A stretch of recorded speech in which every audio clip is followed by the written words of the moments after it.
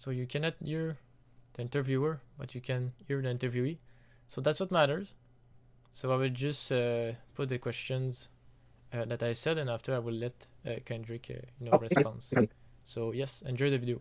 Okay. Okay, guys. Not done for you.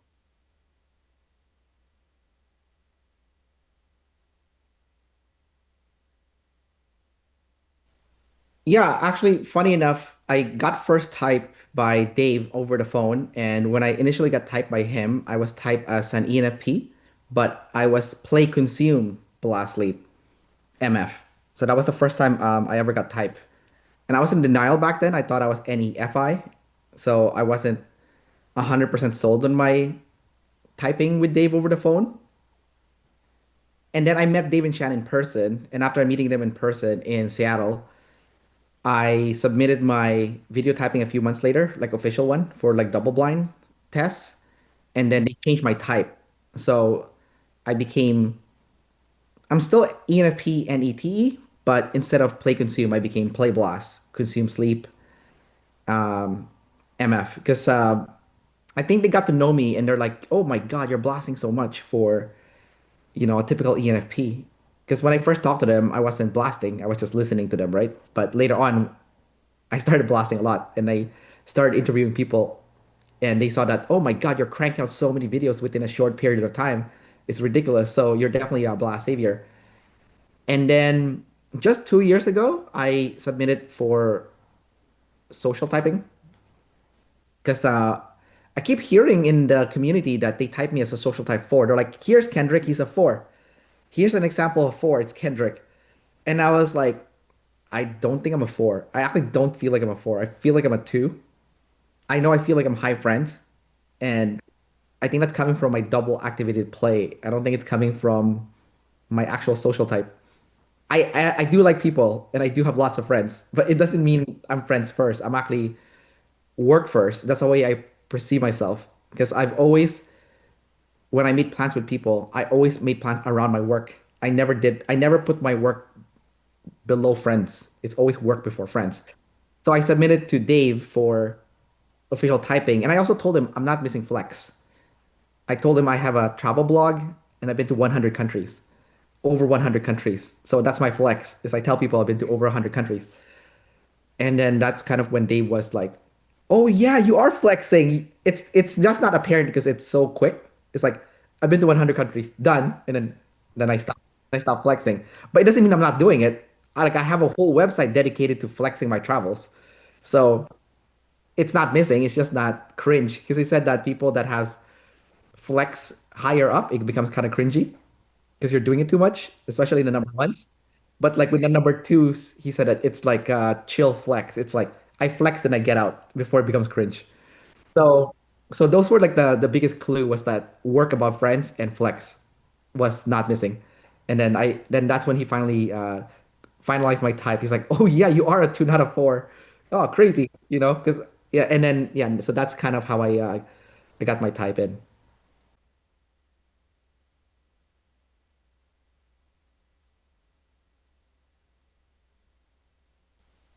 Well, in the community, there's no one that is this type.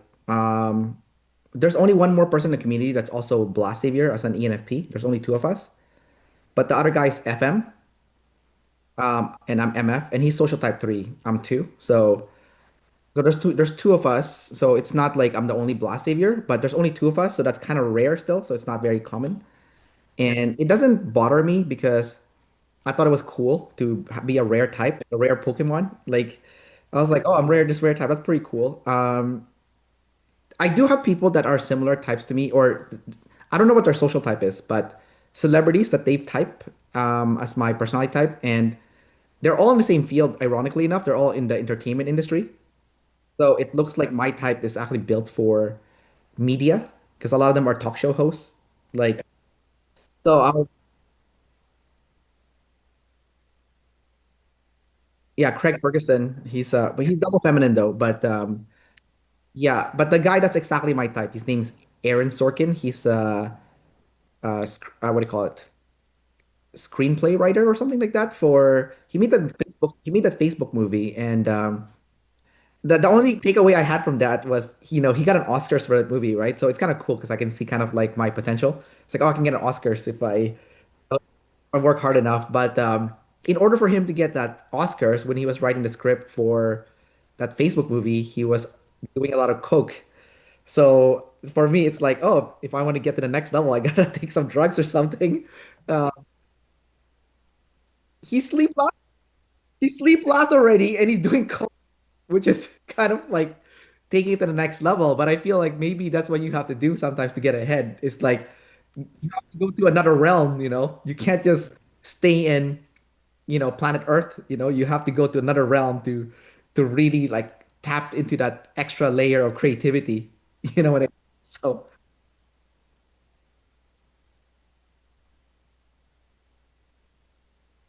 you know what's funny is I started talking to Chat GPT a lot recently, and Chat GPT is now my favorite, absolute favorite for doing my. I have a new journaling method, which is just to talk to Chat GPT before I go to bed. It's like the best, man. It's like, so I do my journaling there because I report what happened during the day during that Chat GPT session. Like I tell, yeah, it's an SI report of what happened. I also put the ST and the SF. So I'll talk about like the ST factual things that happened, and I'll also talk about how I felt when those things happened, right, with the SF. So I'll do like a complete full report with like both the logic and the emotion, obviously double deciding in that area, right? Or or using the F and the T at least. And so I have ADHD, and I don't take my ADHD meds because it makes me not sleep. My sleep is terrible, and I'm already sleep lost. I don't want to have even worse sleep than I already have. So I told that to ChatGPT because I told ChatGPT my goal is actually for my YouTube channel because I have been distracted a bit for the last year. I haven't been producing a lot of content for the personality trainer YouTube channel. I've been producing a huge amount of content for my gaming YouTube channel. That channel actually has grown quite a bit. Like I got monetized in 4 months, and then within like a little over a year, I got 3,000 subscribers already, which is insane. Like how fast it's growing. And I attribute that a lot because I already have experience with the personality trainer YouTube channel, but I also was able to level up my thumbnail game when I switched over to that. So basically, I told ChatGPT, I asked ChatGPT, this is the life trajectory that I'm kind of curious on. How can I figure out what the best way to go to achieve my life goals, my passions, my dreams, my purpose? So ChatGPT got me to ask like a bunch of questionnaires that ChatGPT has compiled, I guess, in their database. And after I filled out all those questions, it even tells you your personality type, not from like an OPS standpoint or any scientific personality standpoint, but more like character traits that you have. And then ChatGPT will also track your character traits based on your conversation with it, which is really cool. So when I said all that stuff, ChatGPT pretty much told me, hey, once a week, you gotta take your ADHD meds so that you can get ahead. It's a strategic move. That's what ChatGPT said. You'll have bad sleep for that one day, but it's only one day. Then you got to plan the following day that you're gonna have bad sleep, so you're gonna sleep in the next day. I was like, oh my God, ChatGPT is so good for this kind of stuff. Like it, so it's like this day because you said that taking your ADHD meds gives you 5 extra productivity. That's the day you're gonna do all the hardest stuff that you know that you have to do, that you want to do also, but there's friction. So you're gonna use that ADHD meds to reduce the friction, allowing you to do the thing that you want to do, and allowing your channel to grow to the level that you want it to grow because you know for a fact that this is the kind of content that you have to do to take your channel to the next level. So, so I thought it was pretty cool. But yeah, basically told me to take some kind of drugs.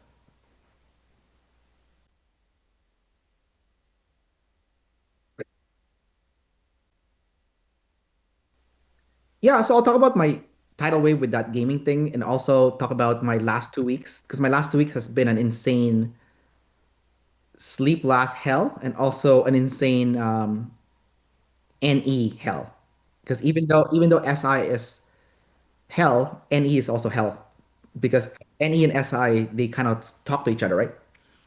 So basically what happened was last year I already made a decision I'm gonna sell my mobile game account.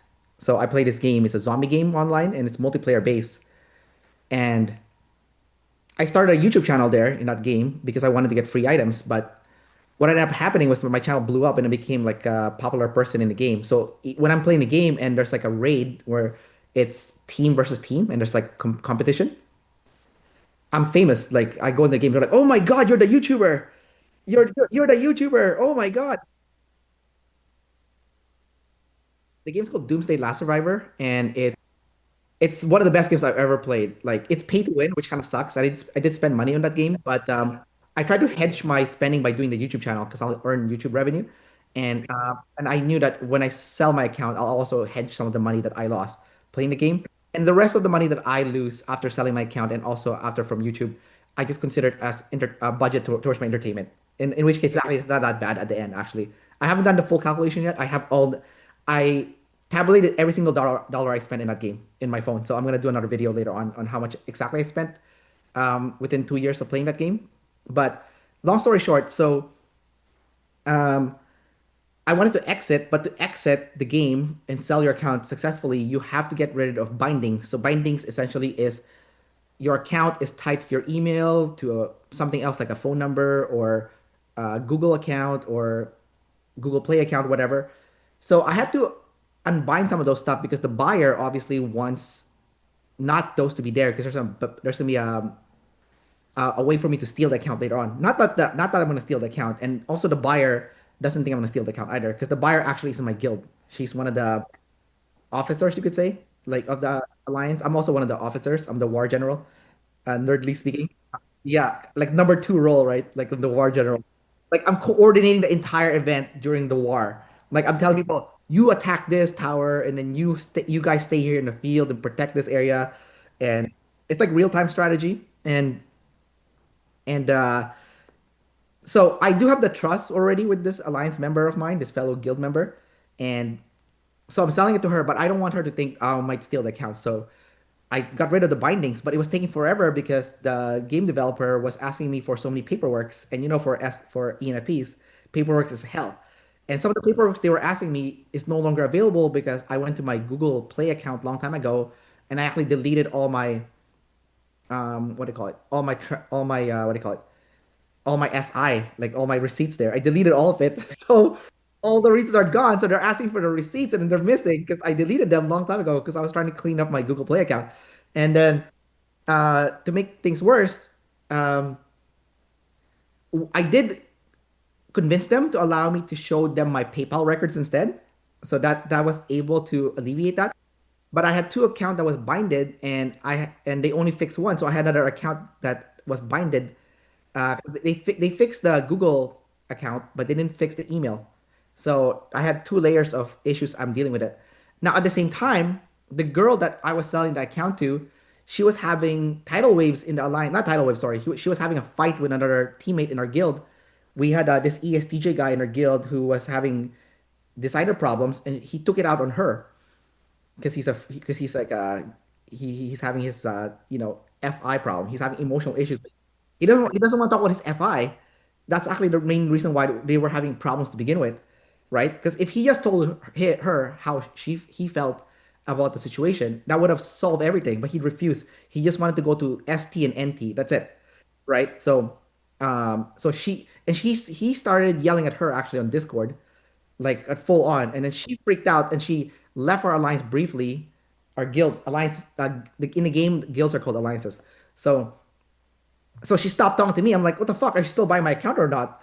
Because I'm trying to exit here, and then I can't exit now because she's not there, and I have to go sell my account to like someone else, perhaps. But to make matters worse, she already partially paid me a deposit. So I'm like, well, I don't want to take your money if you're not gonna pay me the full amount. But she's not responding to me, so I don't know if like, do you want your money back, or do you want, or can you give me the rest? I'm open for our decision. Just make sure I want the loop to be close, like the loop to be close, right? And then because I also have the gaming YouTube channel, I wanted to create those last few videos just to end the channel in a good note. Not that I'm not gonna make any more videos in the channel. I just wanted to, because ChatGPT told me I have to stop making videos in that channel if I want personality trainer to be my main channel, based on my work schedule. So, um, long story short, after a week, it was so weird, man. When I was making that video about my SI tidal wave, right after I uploaded that video to the channel, that girl sent me all the money and all the money. And after that video was also being uploaded, the exact same time the girl sent me the money, the game developer emailed me saying that, oh, your thing has been approved and everything's been fixed. Yes, at the exact same time, right after that video, after I made that video. But that wasn't the end of the problem because the week later, I had like an insane work schedule. I had 3 days where I work between 12 hours on my day job and another 4 to 6 hours on the YouTube channel. It was nonstop work, nonstop editing. And on top of that, I did my personal best for deadlifts also. So I was able to deadlift 275 pounds in as my one rep max in the gym. Yeah, so it's a lot for me because I'm a small guy. But like, um, so I was doing all the stuff, and then ChatGPT was telling me, "Hey, you're doing too much." It's kind of funny. ChatGPT is like, "Hey, you need to rest. You need to sleep. Like all the stuff that you're doing is too much. Like this is not normal." That's what ChatGPT told me. It's like the average person will do like one third of what you did that day, but you did like within that 3 days, you did like 1 month's worth of work, pretty much. Uh, and then it's kind of funny. It's like ChatGPT is not OPS, but it's aware that it's too much still. It's like, and all the advice that ChatGPT gives me, because I'm asking it for advice on how to better improve the personality trainer YouTube channel. All the advice it's giving me is the same. Everything is about rest, scheduling your rest time. It like literally told me, this day is for resting, this day is for hanging with your friends, not working, just to rest and relax. It's literally like telling me which days to slot in my rest. And he said the rest is part of the process to producing. He said if you don't schedule the rest, your production will be worse. So I just thought it was like ironic. And like on top of that, I also had like job offers. So like I told you, I have like 6 jobs right now. So I'm like doing all this like jobs right now. And yeah, so 4 of them is in fitness. It's 4 different facilities that I work at. And then one of them is working as a marketing coordinator. So I manage a marketing department where I coordinate our email marketing campaign and like delegate to the interns what kind of tasks they have to do for that day in order for us to be on schedule when we deploy the email campaign. So that's kind of my generalist role for that job. And then I have my specialist role because I'm the content creator for the company. So I do all the video editing. So and video filming also with the CEO and stuff. So it's I like the job because I'm doing both specialist and generalist and yeah. Um, and then my other job, I'm a video presenter for an immigration company. So I just talk on camera. That's my other job. But recently I told them I can help them with video editing also. So they're sending me videos right now to test to see if they like my editing and stuff. I actually realized this morning when I woke up, I don't want to edit videos for them probably. So I'm just gonna do a bad job, and then they'll just make me a video presenter instead of an editor. So so we'll see.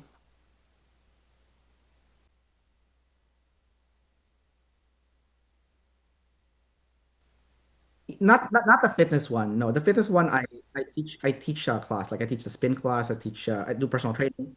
It's just my day job I've had for a long time. So it's not quite tied to content creation, but I am getting like I think I'm having another job interview next week. So I'm getting a few more job interviews, and so my job interviews is gonna be a mix of either my traditional fitness job or somewhere else where I'm doing the more like number two role of management, I guess, or supervisory role.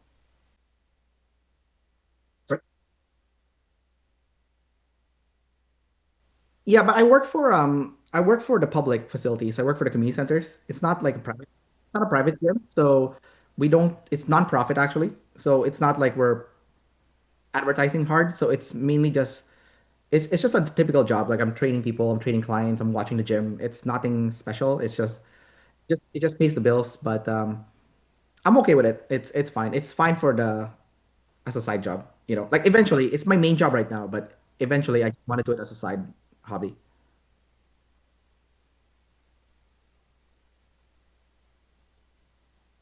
I don't know, man, a lot. Like the YouTube definitely takes the biggest pie.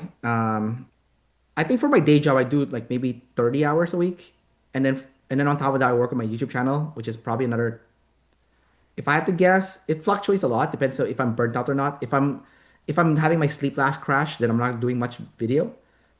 If I'm on my sleep last rampage where I'm not resting as much, then it could be as much as like, an extra 20 to 25 hours a week just on video editing. Um, so it depends where I am on the spectrum. I did talk to Dave about this. He said it's normal for sleep last people to crash. He said it's normal to go crazy and then crash. It's normal for you. So I'm like, "Oh, yeah.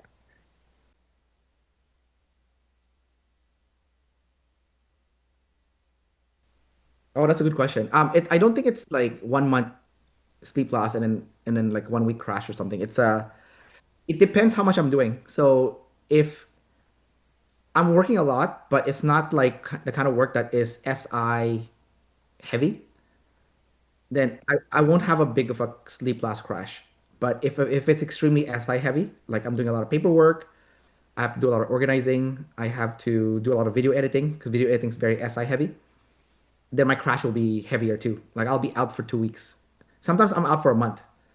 So it depends. It depends on how SI heavy it is. Yeah, but it's gonna be different from like the other guys. Like if you were a decider, for example, like an ENFJ, for example, right? So you've been doing your FE for your let's say your sleep last and you're doing FE nonstop, right? So your crash will be like TI, right? And then it's gonna be more decider, non than observer, Yeah. Yeah. Yeah.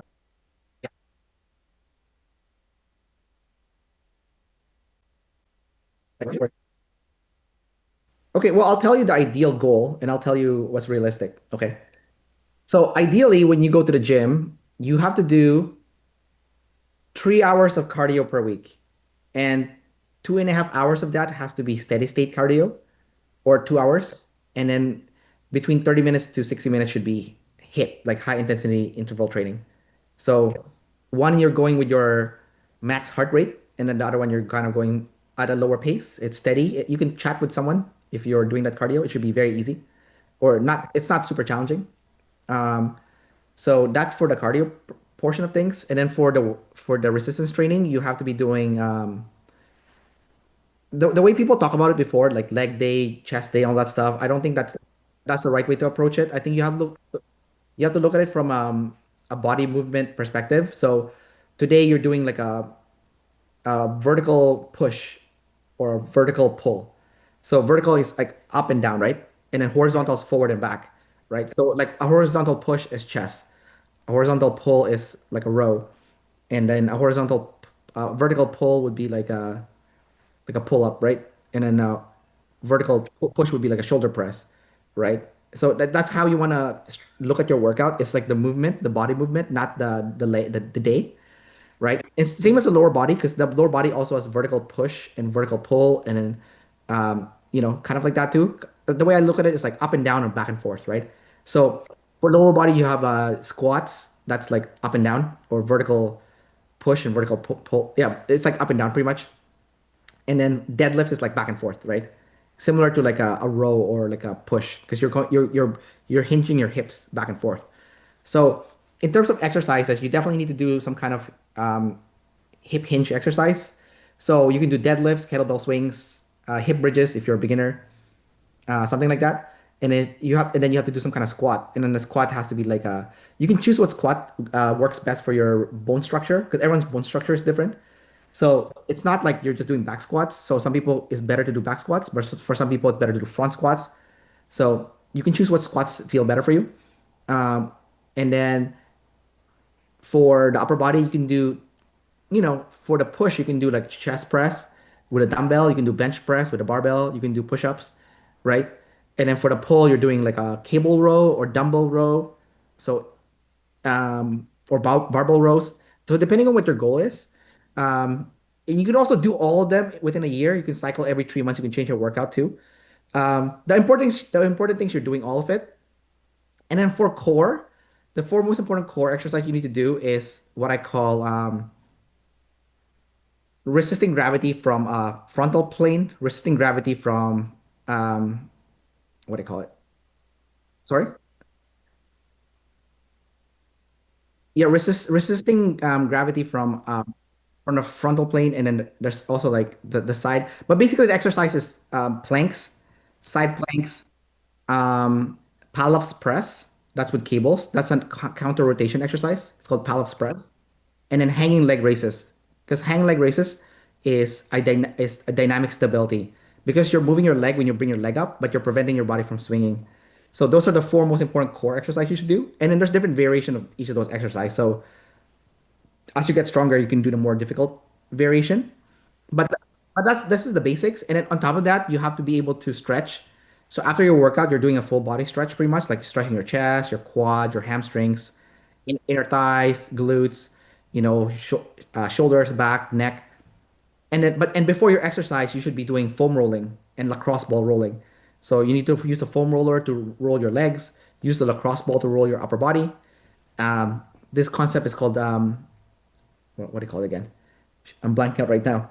Um, Muscle reciprocal inhibition is the name of the concept. But pretty much what you're doing is when you have two muscles that are opposite of each other, like let's say your chest and back, like a lot of problems that people have, for example, is like they're doing a bench press and their chest is not getting stronger. They're like, oh wow, like my chest not getting stronger. I'm stuck at like my growth. Well, the reason why you're stuck is because your chest is not activating because your back muscle is too tight. And when a muscle is too tight, it's permanently activated. And in the concept of muscle reciprocal inhibition, when you have two muscles that are opposite each other, for example, your bicep and tricep are opposite. So if you're doing a bicep curl, you're using your bicep activates and your tricep relaxes. And if you're doing a tricep exercise, your tricep activates and your bicep relaxes. But if your tricep is too tight, then your bicep won't activate. So then it doesn't get stronger, right? So same goes for the chest, for example. So your chest won't activate if your back is too tight. So you got to roll first with a lacrosse ball, get rid of those knots and those tight muscles, then your chest will activate. If your chest doesn't activate also, other muscle overcompensates, and that's how you get injured. So for example, with a bench press, your shoulder and your triceps overcompensate for the chest. So that's how you get elbow pain and shoulder pain. Same goes for the lower body. People get knee pains, right? Or lower back pain when they're doing, let's say, a deadlift or a squat. Well, the reason why they're getting knee pains and lower back pain is because their glutes is not activating. And the reason why their glutes is not activating is because the opposite muscle from the glutes is too tight. It means it's permanently activated. Therefore, the glutes is permanently relaxed. So the hip flexor is the opposite of the glutes. So the hip flexor muscle has to be released with a lacrosse ball, or if you see like a professional, like a registered massage therapist or physiotherapist or chiropractor. So they need to release those muscle to allow the correct muscle to activate. So that's kind of like a long-winded answer to your question. But basically, the sweet spot is you go to the gyms. If you want the fastest result, 6 times a week. The next best result is 4 times a week. 3 times a week is good also. And twice a week is you'll make some progress, but it's slower. And once a week is just maintenance. Yeah.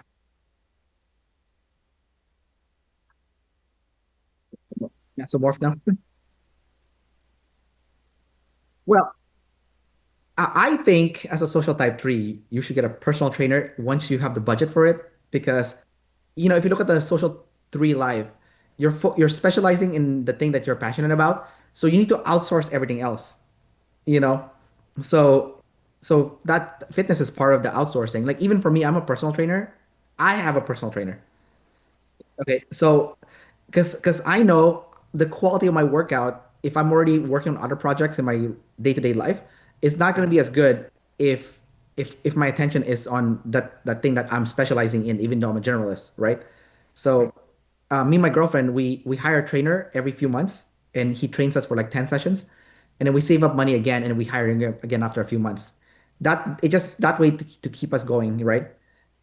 Because the months of we don't have a trainer, we do notice is going down, and then the trainer goes back up and it goes back up again, and it kind of so it's like in a wave that kind of goes up like this, the progress. Yeah.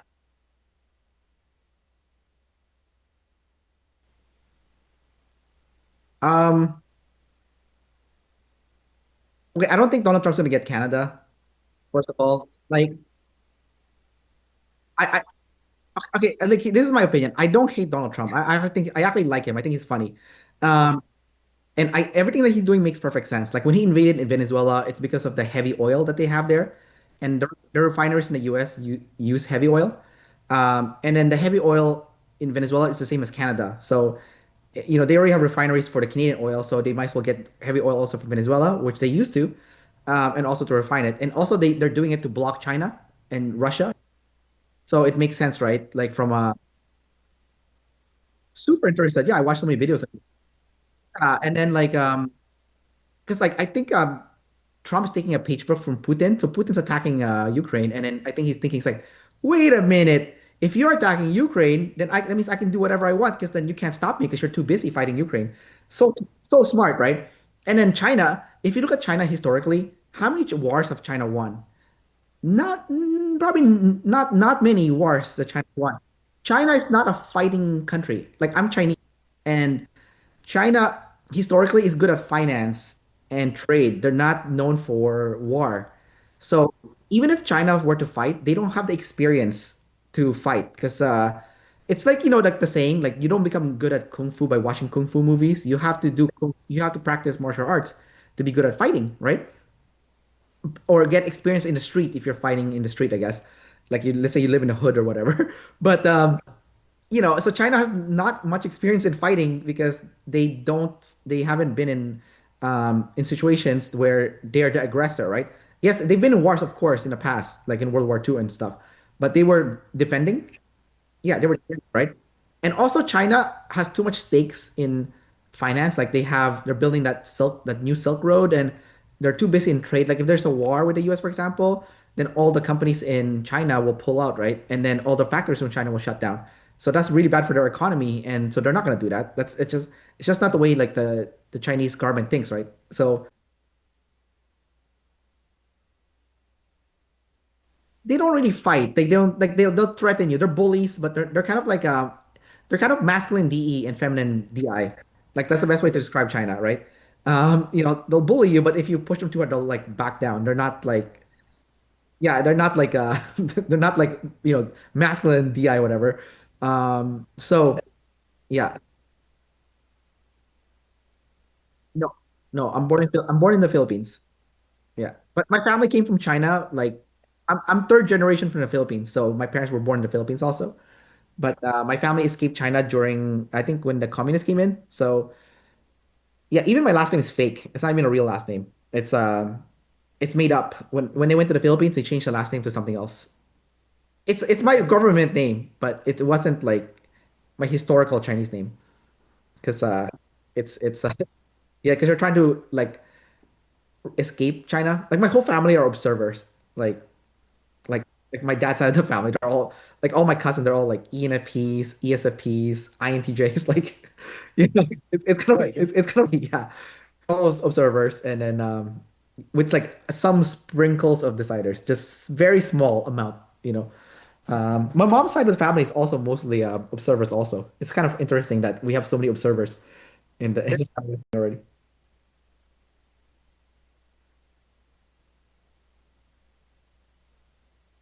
Yeah, so I'll just finish up what I was saying earlier. So just to conclude, I don't, based on what you're saying about Trump taking over Canada, I don't hate Trump. I actually like him more than I hate him because I think he's funny.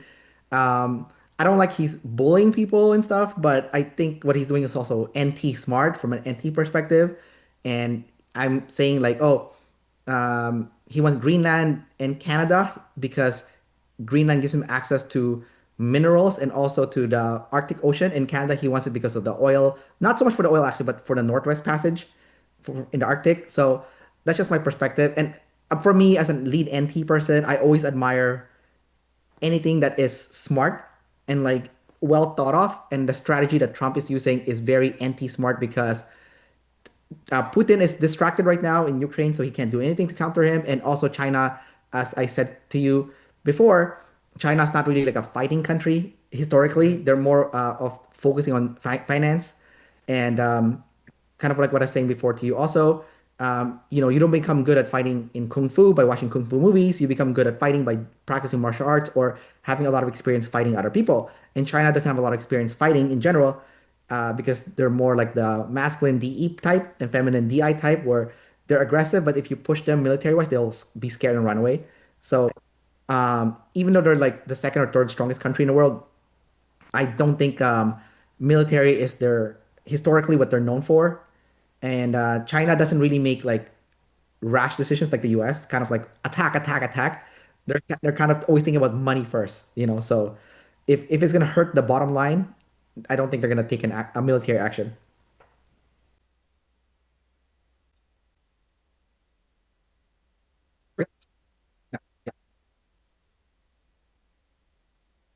I have two different opinion about this because I feel like the cousin types can kind of look the same, but they're not the same.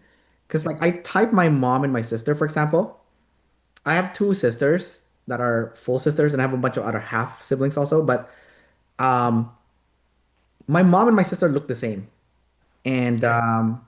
but they're not the same type. My mom is an observer. My mom is an ISFJ jumper. She's like always ST, and she's consumed last and double masculine. My mom is a yeah, and then my sister is an ENFJ, blast, sleep, play, consume. So they're both consume last, and my sister's an FM. She's a visual. Um, and they look exactly the same, my mom and my sister. But it seems like it's coming from the FETI axis and also the consume last. That's why they kind of look the same. Maybe the masculine FE also. Uh, but they're not because my even my sister has my mom has a lot of decider problems, and I think it's coming from being consumed last though, and also being like an IJ paranoid person, like paranoid about like the NE and stuff, and like and as you know, also if you're an IJ, you don't gather, so you think whatever objects you have are finite. But actually, if you're an EP, there's so many items. We actually live in a world where there's too many objects already, right? Like materialism. So that's far from the truth. But my mom doesn't think that because it's consumed last, so she's scared that she can't gather anymore. Consumed last people, they don't have the permission to gather, right? So, but I know she's not a decider because after a while, my mom knows that she's causing the tribe grief, and then she'll do the FE to try to fix the problem, even though it's a demon, right? Well, my sister, her problem is people. It's like decider. It's like this person is evil. This person is evil. This person is bad, and I'm like, this person wink at me. Therefore, this person's a pervert, evil person. I'm like, and then like my other sister, is an ENFP. Um, she's like consume slave play blast, double feminine, social type four. I think she's a four. Um, and my sister would just double decide. My sister would be like, I think that guy's the kind of guy that winks at everyone. And then I would tell my sister, I'm like, yeah, he winks at me too, and I'm a dude, you know. So I think that guy just like winks at everyone. He's not like a sicko pervert. So it's like, it's kind of weird, right? Like, and then me and my sister and my dad look the same.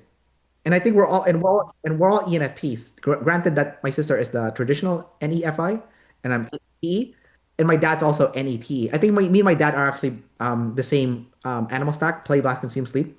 And sleep last. My dad passed away already, and what killed my dad was sleep last, like not taking care of his health, you know. And my dad's also a number one, so that's different, right? Because I'm number two, right? My dad, yeah, he was a number one for sure. So yeah. Oh, my dad was flexing nonstop when he was still alive. He just won't stop flexing. Like he'll say things like, "Oh, I was the number one exporter in the whole Philippines for textile," right? And he'll keep bragging about it, right? And then he'll say like, "Well, we made the Jurassic Park t-shirts because we did." When, yeah, my family's weird. We went from rich to poor and then middle class. It's kind of weird. So and my dad had SI problems. His problems with the police. You know, his problem was the police, and his problem was the, paperwork and yeah, he had SI problems and holding on to the SI. You know, and then my dad he didn't really hang out with friends. All his friends were his coworkers. Kind of like what Dave said. Number one's friends are their coworkers, right? Like or they're like subordinates, right? My dad's friends were his subordinates. Like he never went to hang out with people. He's minions, exactly. He never hanged out with people for hanging out. Like I never saw my dad. Like honestly, growing up, it's really sad. But like he never hanged out for the purpose of hanging out. It was always with his minions, So yeah, yeah. And my mom's a three. My mom's a three, and then my sister, the one that is a decider, is three also. And I can see the three problem being a huge problem because they refuse to do general responsibility, and that's caused massive problems for them. Huge problems. You know.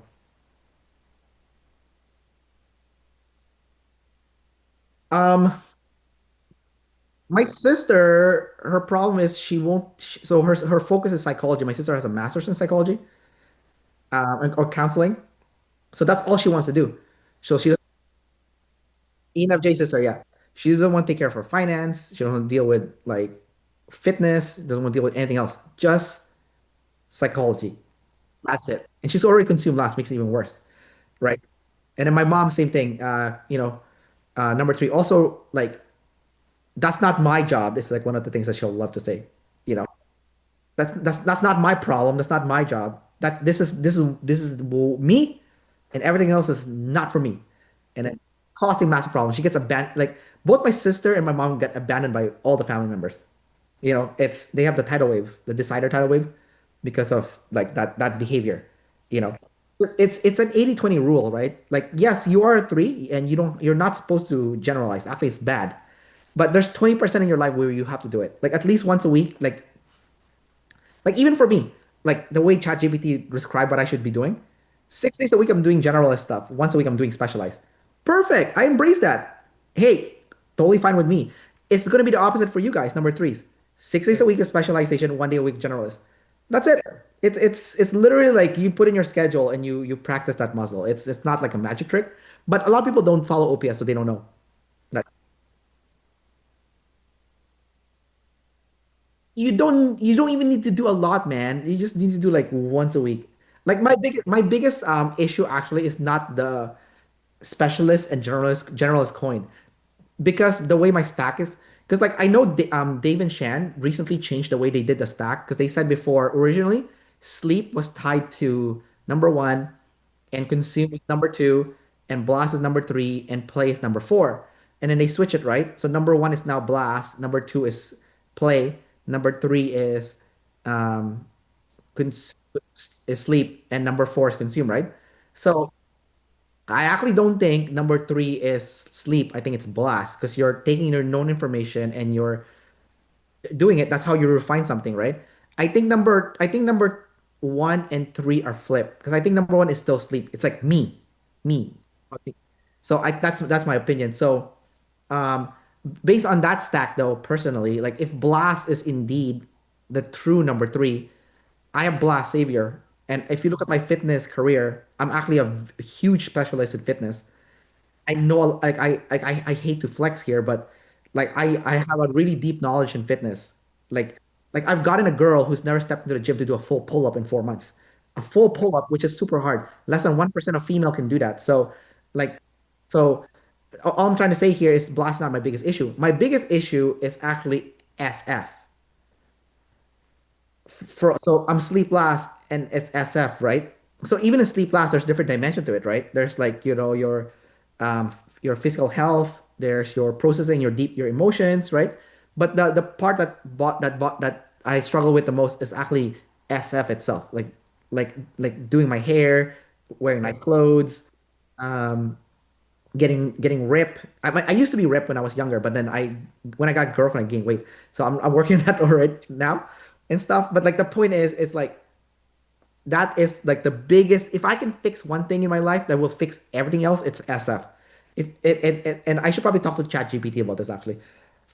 Yeah.